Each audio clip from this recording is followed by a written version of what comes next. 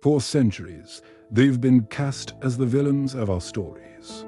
The big bad wolf, a creature of darkness and fear, lurking in the shadows of our fairy tales. But what if I told you that everything you thought you knew about wolves was wrong? What if the villain was actually the hero? Today, we're uncovering the shocking truth about wolves and their incredible power to heal the world around them. Prepare to have your mind blown. We've all seen the images, the lone wolf howling at the moon, the snarling pack hunting its prey. These portrayals have painted them as merciless killers, a threat to livestock and a danger to be eliminated. This fear led to a brutal campaign against them. By the mid-20th century, wolves were hunted to near extinction across the United States and much of Europe. We thought we were making the world safer. We were so wrong.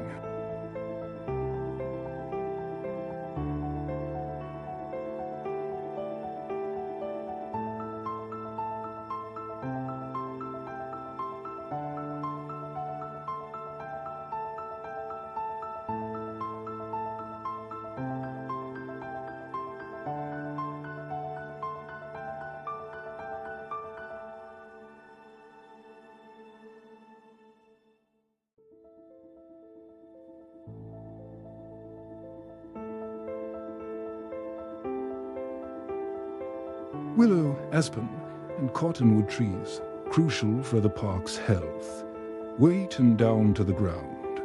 They couldn't regenerate. The landscape was becoming barren. The banks of the river started to erode because the trees and shrubs that once held the soil in place were gone.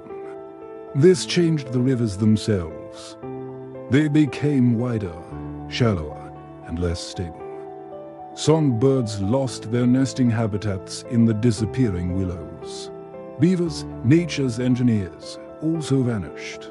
Without aspen and willow to build their dams, they couldn't create the ponds and wetlands that support countless other species, from amphibians to fish to insects. The entire system was in a state of collapse, all because one key piece was missing. The absence of the wolf created a domino effect of destruction. Then, in 1995, something truly remarkable happened. After years of debate and planning, scientists decided to try a bold experiment. They reintroduced wolves to Yellowstone. 14 wolves were captured in Canada and released into the park. It was a last-ditch effort to restore a broken ecosystem. No one was truly sure what would happen. Would it work? Could these few animals really reverse decades of decline? The world watched, holding its breath. What followed was nothing short of a miracle of nature. The wolves did what wolves do. They started to hunt the elk. But they didn't just reduce the elk numbers, they changed their behavior. This is the crucial part. The elk could no longer graze carelessly in open valleys and along riverbeds. They had to be constantly on the move, avoiding areas where they could be easily ambushed. This concept is called the ecology of fear. The simple presence of the predator reshaped the entire landscape. With the elk on the move, the overgrazed valleys began to recover. The willow and aspen trees started to grow tall again. Some for the first time in decades, the forests began to breathe as the trees returned. So did the birds. Species that hadn't been seen in years flocked back to their old nesting grounds. The forest canopy thickened, providing shade and shelter. Then came the beavers. With a renewed supply of willow and aspen, the beaver population rebounded. They built dams, creating ponds and wetlands that transformed the landscape. These new aquatic habitats became nurseries for fish, homes for muskrats, otters, and ducks, and vital watering holes for countless other animals. The beavers, brought back by the wolves, became co-engineers in the restoration project. The changes didn't stop there. The wolves also preyed on coyotes, which had become overabundant in their absence. With fewer coyotes, the populations of smaller mammals like rabbits and mice increased. This, in turn, provided more food for smaller predators like foxes, weasels, and birds of prey like hawks and eagles. The entire food web was recalibrating, becoming more complex and resilient. Even the bears benefited. The wolves would often leave behind the remains of their kills. These carcasses provided a crucial source of food for grizzly bears, especially coming out of hibernation when other food sources were scarce. Scavengers of all kinds, from ravens to beetles, thrived on these leftovers. The wolves were essentially feeding the entire community. Perhaps the most astonishing change happened to the rivers themselves, as the willows owned. Cottonwoods regrew along the banks.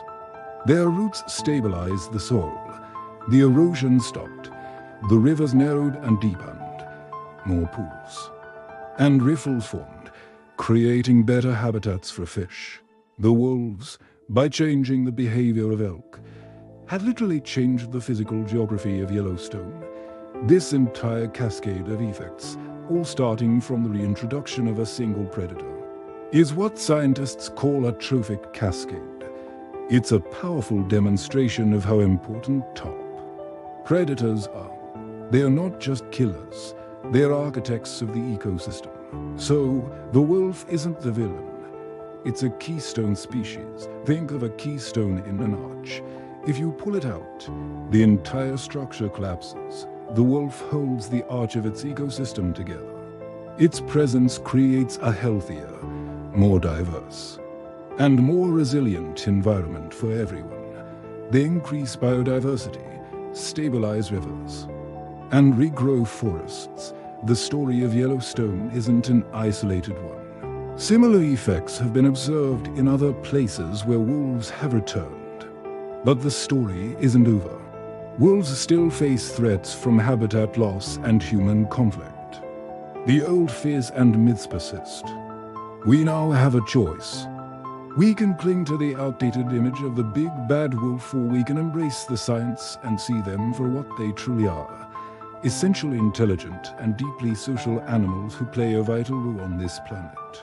They are not monsters to be feared, but guardians of a balance we are only just beginning to understand. By protecting wolves, we are protecting the health of our own world.